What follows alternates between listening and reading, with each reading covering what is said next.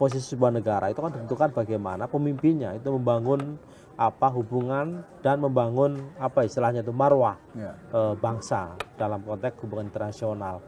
Nah, di era Soekarno bukan main Indonesia misalnya kan positioningnya gitu loh, dan di beberapa presiden berikutnya.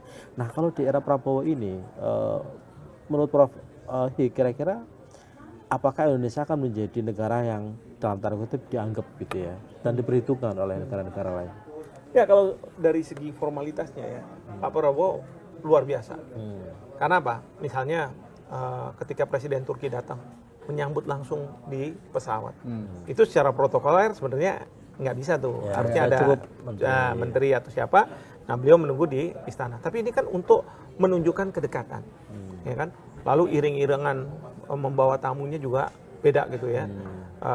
Lalu kemudian pada waktu Pak Prabowo ke Turki, mungkin Pak Erdogan nggak enak juga, langsung sambutannya juga bagus.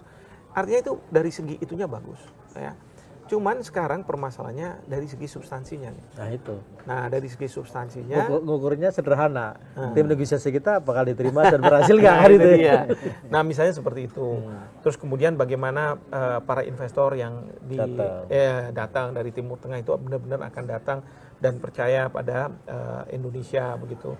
Dan kemudian bagi rakyat tentu ya kebijakan luar negeri ini dan Pak Prabowo keluar yang terus terang biayanya sangat luar biasa ya, di tengah-tengah efisiensi anggaran itu kalau nggak membuka lapangan pekerjaan ke Indonesia rugi ya. Iya, rugi.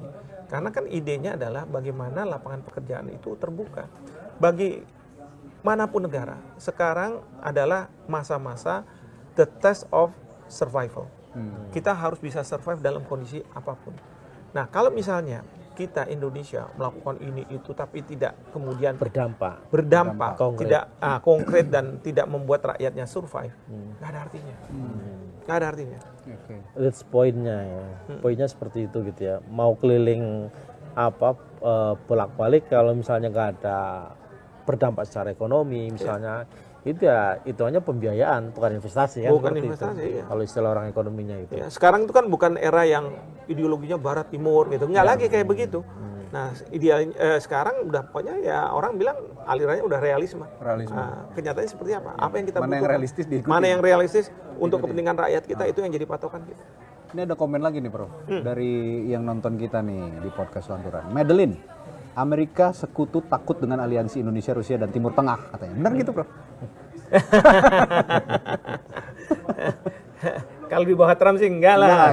Dia bilang pasti enggak akan ada yang ditakutin gitu. Sikat aja kalau Donald Trump sih dia bilang enggak, katanya dia akan lawan. Dan dia adalah sekutu bagi Israel. Apapun yang diminta oleh Israel akan dituruti. Wow. Nah, tapi bukannya semua presiden Amerika seperti itu, Prof? Ya, gradasinya beda. Jadi memang bahwa Amerika berada di belakang Israel, ya. Tapi gradasinya beda. Kalau Joe Biden masih bisa nasehatin ke Netanyahu. Ketika Netanyahu mau ngabisin, terus kan waktu dulu kamu diserang sama Jepang secara mendadak, kamu bom. Dijatuhkan di Hiroshima Nagasaki. Nah, Biden bilang, ya tapi kan itu sebelum ada PBB. Setelah ada PBB, ada respect terhadap human rights dan lain sebagainya. Udah kita nggak boleh lagi kayak begitu. Dan saya minta kamu nggak lakukan itu. Nah, ada omongan kayak gitu. Tapi kalau sama Donald Trump ya kipas terus. Udah lawan aja katanya gitu. Habisin aja. I don't care. I don't care ya. Yang penting great again. Great again, tapi topinya bikin made in China. Nah, itu kemarin ada juru bicara dari kepresidenan Amerika ya kan. Pakai bajunya katanya terus dicepret, terus katanya ini buatan Cina nih katanya. Ada yang bilang lagi yang orang Amerika dukung Trump kayaknya. Enggak, itu perusahaan Cina yang ngopi dari Amerika punya.